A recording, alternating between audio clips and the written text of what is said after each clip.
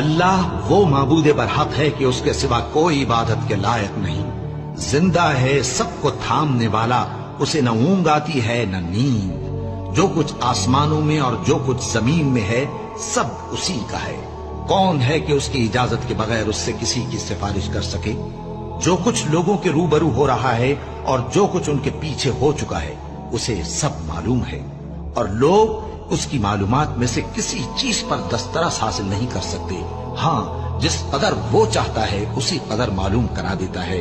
اس کی بادشاہی اور علم آسمان اور زمین سب پر حاوی ہے، اور اسے ان کی حفاظت کچھ بھی دشوار نہیں۔ وہ بڑا عالی رتبہ ہے، جلیل القدر ہے۔